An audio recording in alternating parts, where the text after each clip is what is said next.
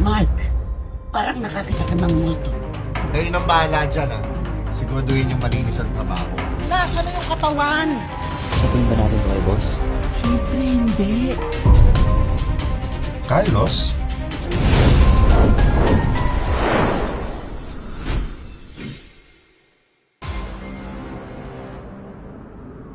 Hoy!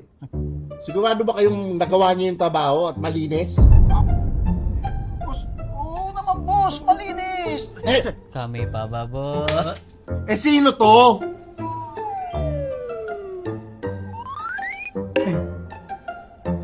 Parang kamukha lang niya, boss.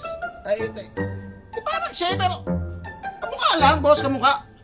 Kamukha man o hindi, siya man o hindi, iligpit nyo na utang na loob. Kung hindi kayo ililigpit ko. Alis!